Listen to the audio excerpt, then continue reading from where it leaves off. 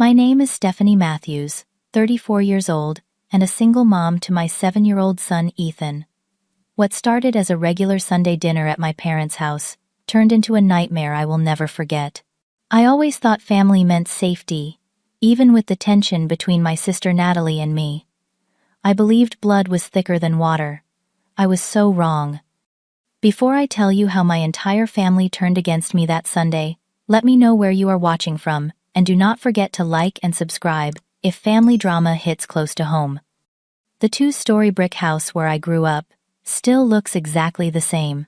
White picket fence that Dad repainted every spring, mom's hydrangeas blooming along the walkway, and the oak tree in the front yard where I had my first kiss with Bobby Peterson in 8th grade. Every month, Ethan and I make the 40-minute drive for these family dinners, a tradition my mother Elaine insists we maintain. Family stays connected, she always says, though her idea of connection feels more like inspection. Walking through that front door feels like stepping back in time, but not in a nostalgic way. More like being 14 again, never quite measuring up. The photos lining the entryway tell the story my parents prefer. Natalie, in her graduation gown. Natalie winning the state spelling bee. Natalie, at her teaching award ceremony. You might notice there are surprisingly few photos of me. Elaine Matthews, my 62-year-old mother, greeted us at the door with her signature partial hug. The kind that barely touches you, like she is afraid my single mom status might be contagious. Her salt and pepper hair was perfectly styled, as always, not a strand out of place, much like the carefully cultivated image of our family. "Stephanie, you are 5 minutes late," she said instead of hello. Then her voice completely transformed when she turned to Ethan. "And there is my handsome grandson. Come give Grandma a proper hug."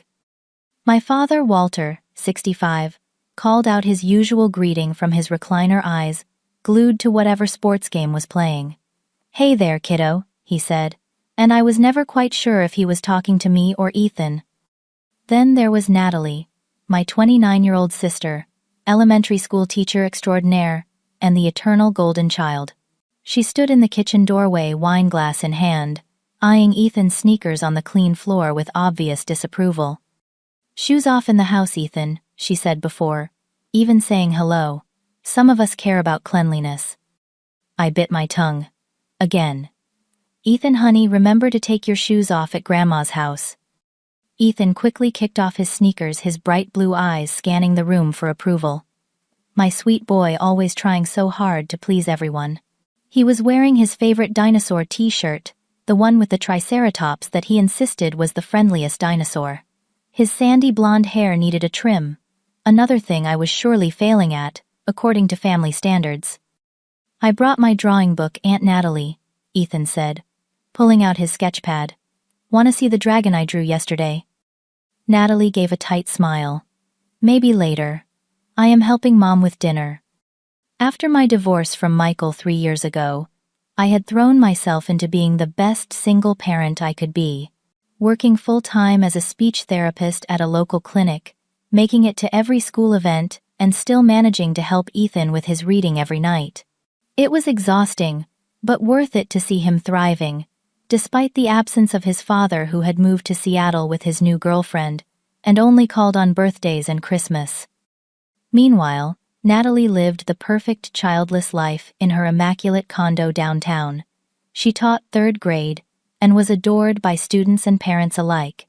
My mother never failed to remind me how Natalie had done things in the right order, unlike me, who had gotten pregnant right after college, and married Michael, in what my mother called a predictable shotgun wedding. "Stephanie, could you at least have brushed Ethan's hair before coming over?" my mother whispered as we moved to the kitchen. "What will the neighbors think if they see him looking so unkempt?" The neighbors. Always the neighbors. As if Mrs. Peterson next door was the ultimate judge of our family worth. "He took a bath right before we came, Mom. He is 7, not attending a business meeting." "Well, when you were 7, I made sure you and your sister always looked presentable in public." There it was, the comparison that never ended. The kitchen smelled amazing despite the tension. Lasagna, Natalie's favorite, Never Ethan's preferred mac and cheese or my chicken parmesan. The dining table was set with the good china, another unspoken rule of these monthly dinners. Act like we are the perfect family, even if we are crumbling beneath the polished surface. "Did Natalie tell you about her summer plans?" Mom asked, as she handed me plates to carry. "She is going to Europe for 3 weeks. Paris, Rome, Barcelona, all by herself. So brave and independent." The subtext was clear. Unlike you tied down with a child at such a young age. These dinners followed an unspoken script. Mom would praise Natalie. Natalie would humble brag about her achievements. Dad would stay silent, and I would try to highlight Ethan's small victories, only to have them diminished by comparisons to Natalie at his age. "Ethan got an A on his science project," I would say. "Well, Natalie was reading at a 6th grade level when she was 7," Mom would counter. I kept coming to these dinners because I believed Ethan needed family connections.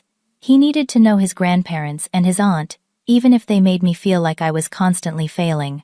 I wanted him to have what I never did growing up, a sense of belonging. I was beginning to wonder if that was possible in this house. "Dinner is served," my mother announced proudly, placing the steaming lasagna in the center of the table. The cheese bubbled on top, and the rich aroma of tomato sauce and herbs filled the dining room. It was Natalie's recipe, of course, one she had perfected during a cooking class she took last fall. "It looks delicious, Mom," I said, genuinely appreciating the effort despite everything else. Natalie helped with the sauce, Mom added, as if I had not given sufficient praise. "She has such a natural talent in the kitchen." Ethan climbed into his chair, his eyes wide at the sight of the garlic bread basket. "Can I have 2 pieces, Grandma?" he asked politely. "Just 1 for now," I said gently. "Let us make sure everyone gets some first." "Oh, let him have 2, Natalie interjected. "It is not like he will listen to you anyway." I felt the familiar sting of her words, but maintained my smile for Ethan's sake. This was her pattern, subtly undermining my parenting while pretending to be the fun, indulgent aunt. As we ate, Mom steered the conversation toward Natalie's achievements as usual. "Tell Stephanie about the principal's commendation you received, Natalie." Natalie dabbed her mouth with her napkin, taking her time before responding. "It was nothing really, just a recognition for the reading program I developed. My students' test scores were the highest in the district." "That is wonderful," I said sincerely. Despite our issues, I never doubted she was an excellent teacher. "And tell them about your Europe trip," Mom prompted, beaming with pride. 3 weeks, 5 countries, Natalie said, swirling her wine. "Starting in London then, Paris, Barcelona, Rome, and finishing in Athens. One of the benefits of being childless is the freedom to just pick up and go wherever, whenever." She glanced at me as she said this, the implication clear. I chose wrong. She chose right. "Will you bring me something, Aunt Natalie?" Ethan asked innocently. "Of course, buddy. Maybe a little Eiffel Tower for your room." Dad finally spoke up from his end of the table. "Pass the bread, will you?" His contribution to the conversation complete, he returned to silence. As dinner progressed, Ethan grew increasingly fidgety, a normal behavior for a 7-year-old boy who had been sitting at a formal dinner table for over 30 minutes. He had been so good using his napkin and saying please and thank you without prompting. "Ethan, would you like some grape juice?" Mom offered already, pouring it into one of her crystal glasses before I could object. "Mom, maybe use a regular cup. Those glasses are pretty fragile," I suggested carefully. "Nonsense. He needs to learn how to handle nice things." She dismissed my concern with a wave. Natalie was using proper glasses at 5. "Thanks, Grandma," Ethan said carefully, taking the glass with both hands. Natalie eyed him suspiciously. "Be careful with that. Those are crystal, not plastic sippy cups." "He knows, Natalie," I said, feeling defensive. "He is 7, not 2. "Well, with your permissive parenting style, it is hard to tell sometimes," she muttered loud enough for everyone to hear. Mom nodded in agreement. "Children need structure, Stephanie. Back in our day, children had consequences for misbehavior. They learned respect. Times change, Mom. Research shows positive reinforcement works better than punishment, I replied, trying to keep my voice even. And that is why this generation is so entitled, Natalie added. No discipline. Dad grunted in agreement from his end of the table, his eyes still fixed on the football game visible from his seat. I noticed Ethan growing uncomfortable with the tension, his little shoulders hunching as he concentrated extra hard on eating properly. He was trying so hard to be good to meet their impossible standards. "Can I have dessert now?" he asked when he finished his last bite of lasagna. "What do we say?" I prompted gently. "Please, may I have dessert now?" Mom smiled approvingly. "At least you have taught him manners. Yes, there is chocolate cake in the kitchen." As Mom went to get the cake, Ethan reached for his juice, his excitement, making him less careful. His small hand bumped the crystal glass, and in slow motion, I watched as the dark purple liquid spilled across the white tablecloth and splashed onto Natalie's cream-colored blouse. The silence that followed felt eternal. "Oh my God," Natalie jumped up, the purple stain spreading across her chest. "This is brand new. It cost $150. Ethan's eyes went wide with fear. "I am sorry, Aunt Natalie. I did not mean to." I immediately grabbed my napkin and stood up. "It was an accident, Natalie. Here, let me help you blot it before it sets." "Keep your hands off me," Natalie snapped, backing away. "This is exactly what happens when you do not teach kids proper discipline." Mom returned with the cake, took one look at the situation, and set the dessert down with a heavy sigh. "Oh, Ethan," she said, disappointment dripping from her voice. But then, I caught something else in her expression, as she glanced at Natalie, something that made my stomach twist. It was almost like satisfaction. As if this incident proved every point they had been making about my parenting. "I can wash it right now," I offered. "If we treat it quickly, it might not stain." Natalie's face flushed with anger, and I could see she was about to explode. This was more than about a blouse. This was years of resentment, finding an outlet.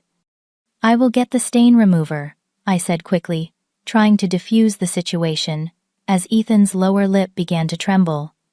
"You little brat," Natalie's voice cut through the room like a knife as I returned with the stain remover.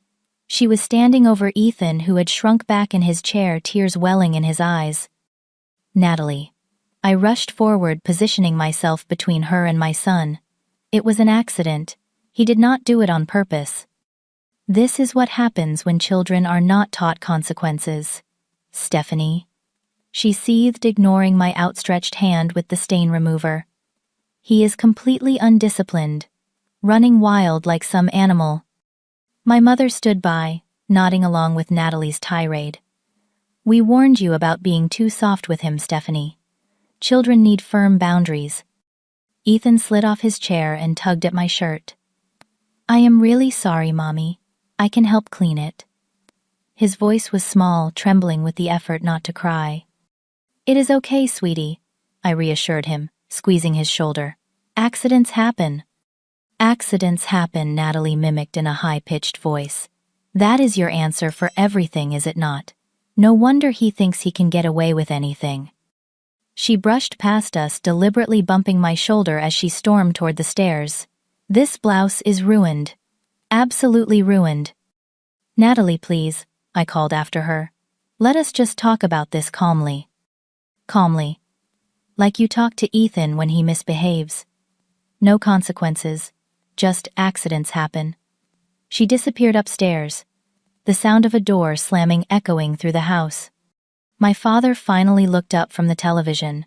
"You should control your boy better, Stephanie," he said, before returning his attention to the game. I felt my blood beginning to boil, but took a deep breath. Fighting with them would only make things worse for Ethan, who was now trying to wipe the tablecloth with his napkin, tears streaming silently down his cheeks. "Ethan, it is okay," I said softly, kneeling beside him. "Why do not you go into the living room and take out your drawing book? I will talk to Aunt Natalie." "She hates me," he whispered, his blue eyes wide with hurt. No, sweetie. She is just upset about her blouse. She does not hate you. I wiped his tears with my thumb. Go on now. I will fix this. As Ethan trudged to the living room, shoulders slumped in defeat, my mother clicked her tongue disapprovingly. You coddle him too much, Stephanie. When you girls were growing up, spilling something at the dinner table would have meant serious consequences. He is 7 years old, Mom. It was an accident. He feels bad enough without us making him feel worse. And that is why he will never learn, she replied, gathering the soiled napkins. You are raising him to be weak. I bit back a retort and headed upstairs to find Natalie. As I passed my parents' bedroom, something caught my eye. My father's old leather belt was hanging on the back of the door, the same belt he had used to discipline Natalie and me when we were children. I paused, memories flooding back. The sound it made cutting through the air, the sting that lasted for hours, the humiliation worse than the pain. I had sworn when Ethan was born that I would never use physical punishment, that I would break the cycle. My hand unconsciously moved to my lower back, where a particularly harsh lesson had left a welt that took weeks to heal.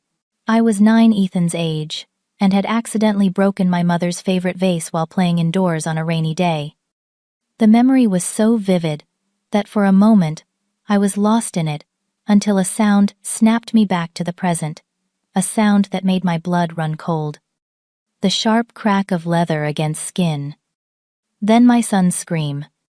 Mommy. I have never moved so fast in my life. I flew down the stairs, nearly tripping in my haste, my heart pounding so hard I could feel it in my throat. What I saw in the living room would haunt me forever. Ethan was cowering in the corner of the living room, his small body curled into a protective ball.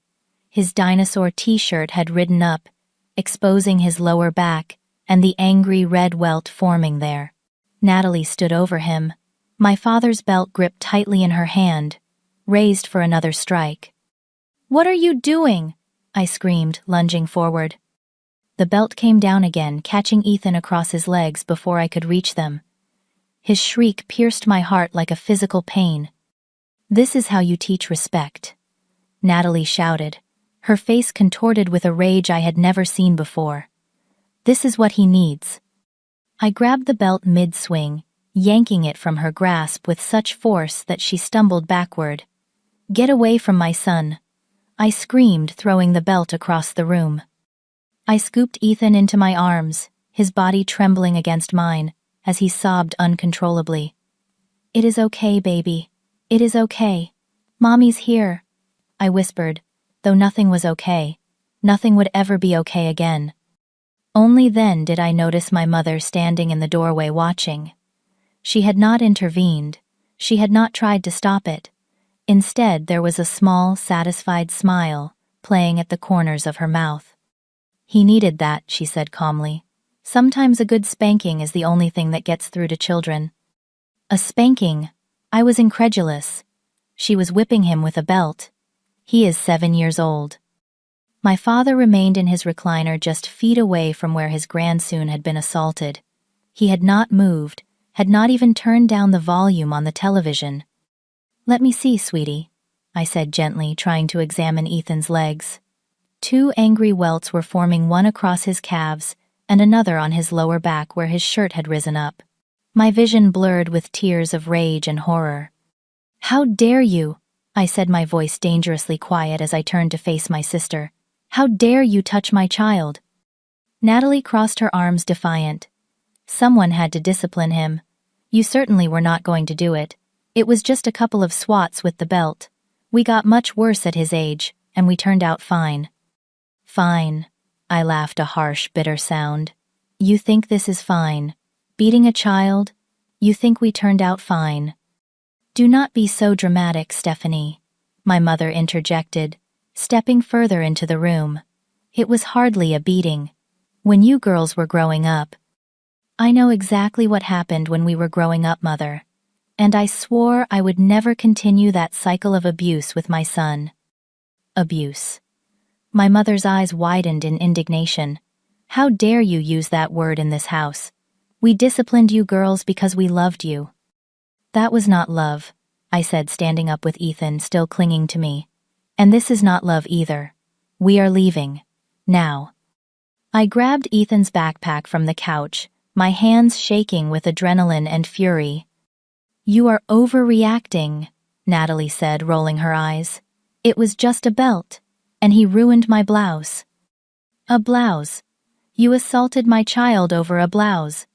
I felt something break inside me, some final thread of familial loyalty snapping. You are a teacher, Natalie. You work with children every day. What would your principal think of this? Something flickered in Natalie's eyes. Fear, maybe? The realization of what she had done, of what it could mean for her career. You would not dare, she whispered.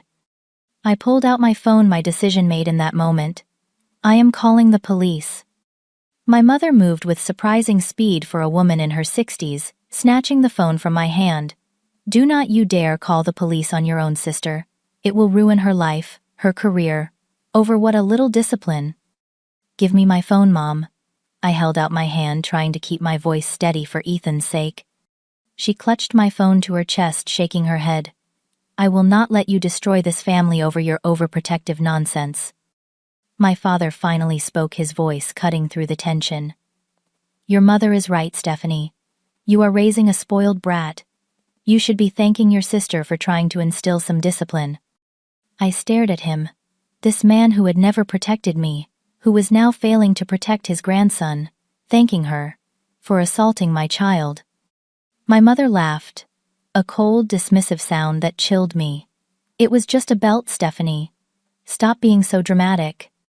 In that moment, I saw my family clearly for perhaps the first time. The dysfunction, the cruelty masked as discipline, the cycle of abuse that would continue unless someone had the courage to break it. That someone would be me. Ethan and I are leaving, I said, my voice steadier than I felt. And do not think this is over. What does that mean? My mother's voice held a note of uncertainty now. It means I am done protecting the people who hurt us. It means there are consequences for adults too, not just children. I carried Ethan to the door, his face buried in my neck, his tears soaking my collar. If you walk out that door and cause trouble for your sister, do not bother coming back, my father called after me. I paused at the threshold, turning to look at these three people who called themselves my family. I would not dream of it. As I strapped a still sobbing Ethan into his car seat, my hands were shaking so badly I could barely manage the buckle. My phone was still inside with my mother, but at that moment all that mattered was getting my son to safety. It hurts, Mommy, he whimpered, trying not to touch his back against the seat. I know, baby. We are going to get you help. I kissed his forehead, my tears falling onto his cheeks. I am so sorry this happened, so sorry I did not protect you. As I pulled out of the driveway, I caught a glimpse of my mother and Natalie watching from the window. They had no idea what I would do next. No idea at all. The emergency room at Memorial Hospital was mercifully quiet for a Sunday evening. I carried Ethan inside his arms locked around my neck, his sobs having subsided into occasional hiccups and sniffles. The fluorescent lights seemed too harsh, too exposing, and for a brief moment, I hesitated. Was I overreacting? Was this really necessary? Then Ethan whimpered, as my hand accidentally brushed against one of his welts, and any doubt vanished. This was not just family drama. This was abuse. The triage nurse, Kimberly, according to her name tag, took one look at Ethan's tear-stained face and my own wild expression and ushered us immediately into an examination room. What happened? She asked, gently helping me settle Ethan onto the examination table. My sister, my voice cracked. She hit him with a belt. For spilling juice. Kimberly's professional demeanor did not slip, but I saw something harden in her eyes. I need to document his injuries. Is that okay? I nodded, helping Ethan remove his t-shirt. The red welts stood out starkly against his pale skin, one across his lower back and two on his legs. Kimberly took photographs, her movements, efficient but gentle. These are the worst ones, I said, pointing. But she hit him at least 3 times before I could stop her. Dr. Thomas will be in shortly, Kimberly said, giving my shoulder a supportive squeeze. You did the right thing bringing him in. Dr. Thomas was a middle-aged man, with kind eyes and a calm manner that seemed to immediately put Ethan at ease. He examined the welts, carefully asked Ethan some gentle questions about what happened, and then asked if he could speak with me privately. Kimberly offered to show Ethan the secret drawer of stickers and toys they kept for brave patients, and he reluctantly agreed to go with her. Mrs. Matthews, Dr. Thomas began once we were alone. Miss, I corrected automatically. I am divorced. Miss Matthews, he amended. What I am seeing are clear signs of child abuse. The law requires me to report this to both the police and Child Protective Services. My heart raced. I understand. That is why I brought him here. I want to press charges against my sister. She is an elementary school teacher. I added the significance of this fact hanging in the air between us. Dr. Thomas nodded gravely. Officer Michael has been called and will be here shortly to take your statement. In the meantime, I am prescribing a mild pain reliever for Ethan and a topical cream for the welts. Officer Michael arrived while Ethan was still with Kimberly, collecting what seemed like one of every sticker in their collection. He was a tall, broad-shouldered man with a notebook and a serious expression that softened when I explained what had happened. You did the right thing coming here, he assured me, echoing Kimberly's words. Many people would try to keep this kind of thing in the family. That is exactly what my mother wanted, I said bitterly. She took my phone to prevent me from calling the police. She said I would ruin my sister's life. Your sister made her own choices, Officer Michael said firmly, and there are consequences for those choices. As I gave my statement detailing everything that had happened, I felt simultaneously powerful and terrified. This was really happening. I was reporting my own sister for child abuse. I was breaking the family code of silence that had protected generations of discipline that crossed the line into abuse. We will need to interview your son as well, Officer Michael explained. But not tonight. He has been through enough. I can schedule a time for him to speak with a specialist trained in interviewing children. Just as Officer Michael was preparing to leave, my phone rang. It was an unknown number, but I answered anyway, thinking it might be important. Stephanie. It is Mom. I am using Dad's phone. Her voice was tense, controlled. Where are you? When are you coming back? I am at the hospital, Mom. With Ethan, getting his injuries documented. There was a long silence. Then, you are making a terrible mistake. Natalie is beside herself. She says she barely touched him. There are welts, Mom. Actual welts on his body. Children bruise easily, she dismissed. You need to bring Ethan home now, and we can discuss this as a family. There is nothing to discuss. Natalie assaulted my son. Do not be ridiculous. It was discipline, not assault. If you pursue this, you will destroy your sister's career. Is that what you want? To ruin her life over a moment of poor judgment? I looked at Officer Michael, who could clearly hear my mother's raised voice through the phone. He gave me an encouraging nod. What I want, I said clearly, is for my son to be safe. What I want is for Natalie to face consequences for hurting a child. What I want is to break this cycle of abuse that our family calls discipline. If you do this, my mother's voice dropped to a threatening whisper, you are no longer my daughter. Do you understand me? You will be dead to this family. The words stung, but less than I would have expected. I understand perfectly, Mom. Goodbye. I hung up my hands, surprisingly steady now. Family pressure can be intense in these situations, Officer Michael said kindly, but you are doing what needs to be done. After Officer Michael left promising to be in touch soon, I called the only friend I knew I could count on. Lauren had been my roommate in college and had stuck by me through my pregnancy, my hasty marriage, and my eventual divorce. I need help, I said when she answered. Something terrible has happened. Lauren listened without interrupting as I explained everything. When I finished, her response was immediate and certain. "Bring Ethan to my place. You both can stay as long as you need to. And I am calling my cousin Diane. She is a family lawyer." "I cannot afford a lawyer, Lauren." "Let me worry about that. Just get Ethan somewhere safe tonight. We will figure out the rest tomorrow." For the first time since I had heard Ethan scream, I felt like I could breathe again. We were not alone in this. 2 days later, I sat across from Diane Miller in her downtown law office. She was a sharp-featured woman with reading glasses perched on her nose and a no-nonsense attitude that I found immensely reassuring. "Based on the medical report and the police statement, we have a strong case," Diane explained. "The district attorney is considering charges against your sister for child abuse. Given her position as an elementary school teacher, they are taking this very seriously." "What about my parents?" I asked. "They did not stop it.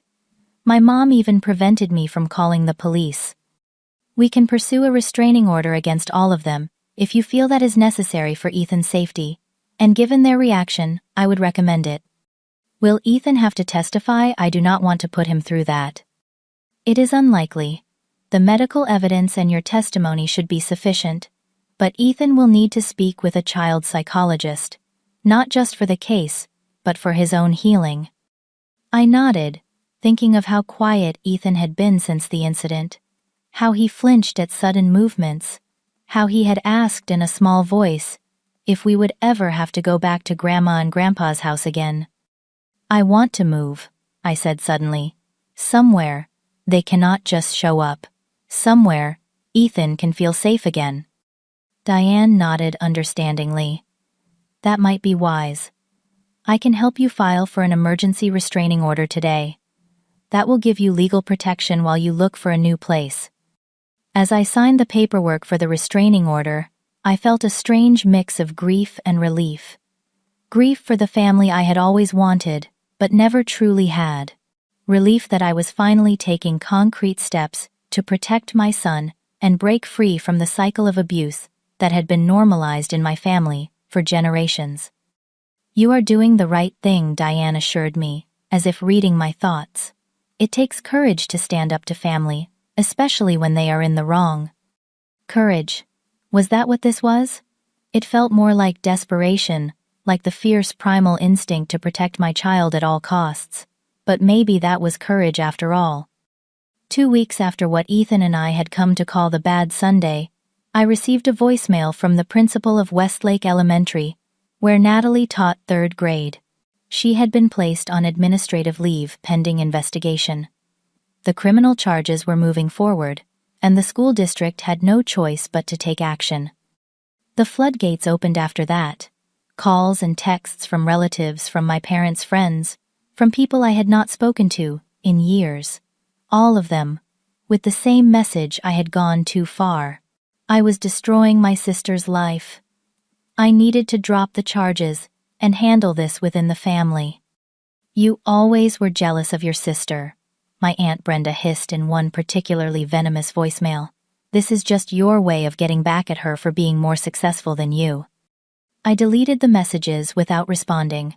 Lauren had helped me find a month-to-month rental in a secure apartment building across town, and Ethan and I had moved in with little more than our clothes and his favorite toys. The rest could wait. Ethan had started seeing Dr. Sophia, a child psychologist who specialized in trauma.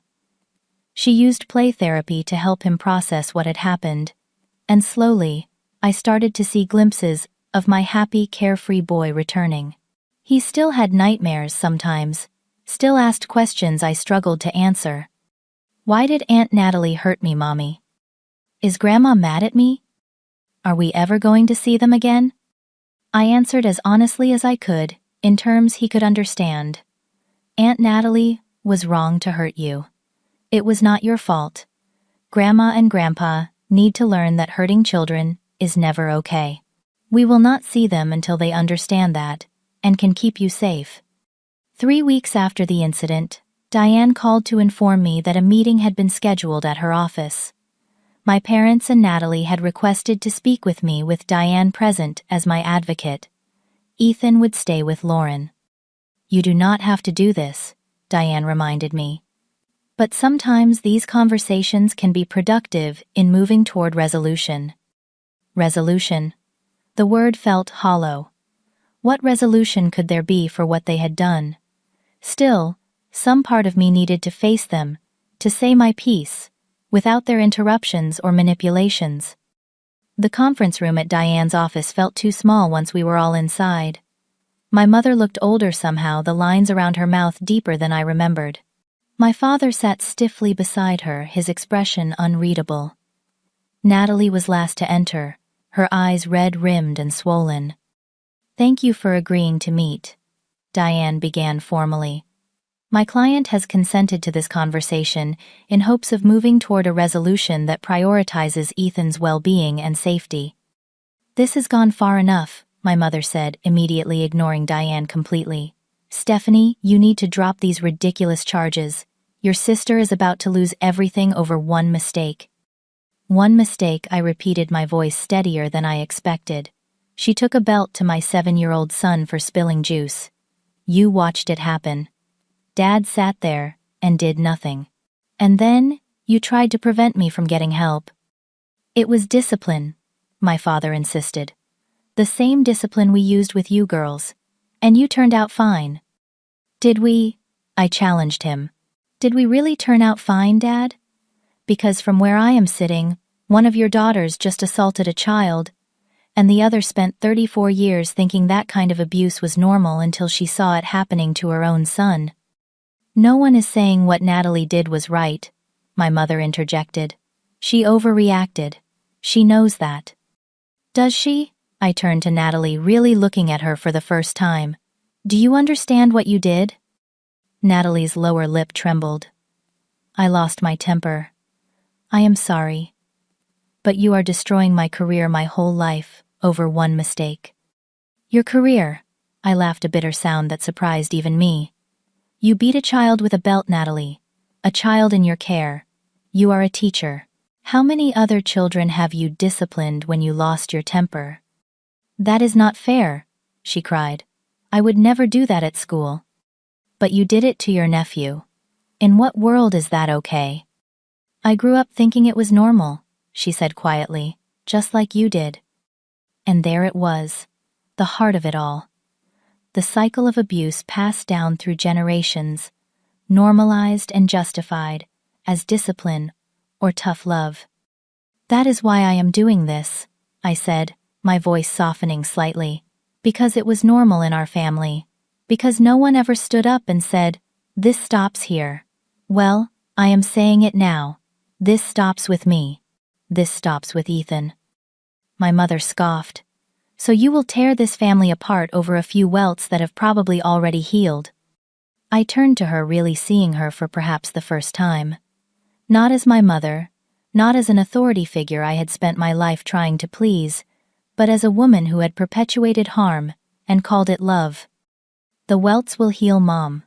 The trust will not. Not without real change. Not without all of you acknowledging what happened was wrong. Not just a mistake or an overreaction, but fundamentally wrong. What do you want from us? My father asked, his voice gruff with emotion. I rarely heard from him. I want you to get help. All of you. I want you to understand why what happened was abuse, not discipline. I want you to learn other ways to interact with children. And until you do, you will not see Ethan again. You cannot keep our grandson from us, my mother said. But there was a hint of uncertainty in her voice now. Actually, she can, Diane interjected smoothly. The court has already granted a temporary restraining order. Given the circumstances, we would have no difficulty making it permanent. This is not what I want, I said honestly. I want Ethan to have grandparents who love and protect him. I want him to have an aunt who respects his boundaries. But right now, none of you are safe for him to be around. Natalie was openly crying now. What can I do, please, Stephanie? Tell me what I can do to make this right. I looked at my sister. This person I had both loved and resented my entire life. and felt an unexpected pang of compassion. She was a product of the same dysfunctional family I was. The difference was, I had chosen to break the cycle. She had not, at least not yet. Get therapy, Natalie. Real therapy. Anger management. Parenting classes. Show me you understand why what you did was wrong and that you are committed to changing.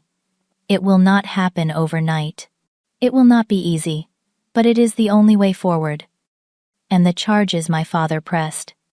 The charges stand, I said firmly. There are consequences for hurting a child. That is something all of you need to understand. As the meeting concluded, my mother refused to look at me. My father shook his head in disappointment. But Natalie lingered, catching my eye as I gathered my things. I really am sorry, she whispered. I never meant to hurt him so badly. I know, I said, and I did. But intent does not erase impact. Ethan is still having nightmares. He still flinches when someone raises their voice. Those are the real consequences of what happened. Can I write to him? Just to apologize. I considered this. You can write a letter. I will read it first. If I think it is appropriate, I will share it with him when he is ready. It was a small opening, the tiniest crack in a door that had seemed permanently closed. But it was something. A beginning, perhaps. As I walked out of the office, I felt lighter somehow. Not because anything had been resolved, not because the pain had lessened, but because for the first time in my life, I had stood my ground with my family. I had put my son's well-being above their approval. I had chosen to break the cycle no matter the cost. And despite everything that felt like victory, 6 months have passed since that Sunday dinner that changed everything. Ethan and I have settled into our new apartment, a bright 2-bedroom, with a small balcony where we grow tomatoes and basil in pots. It is not fancy, but it is ours, and most importantly, it is safe. Ethan has thrived in his new school. His teacher, Mrs. Gabriella, sent home a note last week praising his creativity and kindness toward other students. He has made new friends, particularly a boy named Leo, who lives in our building and shares Ethan's love of dinosaurs and superhero comics. I received a promotion at the speech therapy clinic, where I work taking on more complex cases and mentoring a new therapist fresh out of graduate school. The additional income has made our lives more comfortable, allowing for small luxuries like swimming lessons for Ethan and occasionally ordering takeout on Friday nights, our special movie and pizza tradition. Life has found a new rhythm different from before, but increasingly comfortable. We have built a chosen family of friends who support us and understand what we have been through without judgment. The legal proceedings against Natalie concluded with a plea agreement. She accepted responsibility for child abuse, received probation, and is required to complete extensive therapy and parenting education classes. Her teaching license was suspended, though not permanently revoked. She has been working at a bookstore, and according to her therapist who updates Diane with Natalie's permission, making significant progress in understanding the roots of her behavior. My parents remain distant. My father has not spoken to me since the meeting in Diane's office. My mother calls occasionally, our conversations brief and superficial. She still cannot acknowledge the harm that was done, still believes I overreacted. I have accepted that some relationships cannot be healed, at least not without fundamental change that some people are unwilling or unable to make. Last Tuesday, I was shopping at the grocery store, comparing prices on breakfast cereals when I heard a familiar voice. Stefania. I turned to find Natalie standing there, a shopping basket over her arm, her hair shorter than I remembered. She looked different, somehow less polished but more real. Hi, I said, my pulse quickening. We had not seen each other since the meeting in Diane's office. How are you? She asked, shifting uncomfortably from one foot to the other. How is Ethan? We are doing well, I said cautiously. Ethan is enjoying his new school. She nodded, eyes downcast. I have been wanting to tell you something, but I did not want to push. I just want you to know that I understand now. What I did was inexcusable, It was abuse, not discipline. I have been working with my therapist to understand why I reacted that way, and how to make sure I never do anything like that again. I studied her face looking for signs of the old Natalie, the performative perfection, the underlying resentment. Instead, I saw something new. Humility, perhaps. Genuine regret. "That is good to hear," I said finally. "It matters that you understand." "I wrote another letter for Ethan," she said, pulling an envelope from her purse. "If you think he is ready, no pressure if he is not." I took the envelope, noting the careful printing of Ethan's name. "I will read it first," I warned her. Of course she agreed quickly. "And if you think it is okay, maybe someday, when he is ready. Maybe I could see him, with supervision, of course. However you would feel comfortable." The old me would have agreed immediately, eager to smooth things over, to please, to pretend everything was fine. The new me considered carefully. "That is not up to me," I said finally. "It is up to Ethan. When and if he wants to see you, we can discuss what that might look like, but it would be entirely on his terms." Natalie nodded, accepting this boundary without argument, another change from before. "I understand. Thank you for even considering it." As we parted ways, I felt neither the sharp pain of before, nor a false sense of resolution. Instead, there was a quiet acknowledgement that healing is not linear, that some relationships can be cautiously rebuilt, while others may need to remain distant, and that protecting my son's sense of safety would always be my priority. My mother still refuses to see her role in what happened. My last conversation with her ended with her familiar refrain. "You always were too sensitive, Stephanie. Always making mountains out of molehills." I no longer argue with her, or try to make her understand. I have accepted that some people cannot or will not change, and that my energy is better spent on those who can, including myself. The letter Natalie wrote to Ethan was genuinely remorseful, age-appropriate, and free of excuses. I shared it with Dr. Sophia first, who agreed it might be healing for Ethan to read it when he felt ready. "Aunt Natalie wrote you a letter," I told him one evening after dinner. "Would you like to read it?" He considered this seriously, his small face solemn. "Maybe tomorrow," he said finally. "Not today." "That is perfectly fine," I assured him. "There is no rush. It is entirely your choice." And that perhaps has been the most profound lesson in all of this. Choice. The power to choose safety over obligation. The power to set boundaries, even with family. The power to break cycles of harm that have persisted for generations. Healing has come in unexpected ways. Through the support of friends who became family. Through therapy both for Ethan and for me. Through the quiet joy of ordinary days unshadowed by fear or tension. Through the knowledge that I did what was necessary to protect my child, no matter how difficult. I look at Ethan, now building a Lego spaceship on the living room floor, humming to himself, safe and secure, in the knowledge that in this home, he will never be hurt as punishment, never be shamed for accidents, never be made to feel less than, precious and worthy of protection. The cycle stops here, with us. Sometimes family is not who you are born to, but who you choose to become.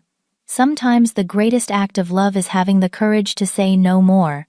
Sometimes the hardest boundaries to set are the ones that ultimately lead to the deepest healing. Have you ever had to make a difficult choice to protect yourself or someone you love? What gave you the strength to do what was necessary, even when it was painful? I would love to hear your stories in the comments below. Remember to like this video, if it resonated with you, subscribe for more stories of resilience and healing, and share with someone who might need to hear that it is okay to choose safety over family obligation. Thank you for listening to my story, and remember, you are never alone in your journey toward healing.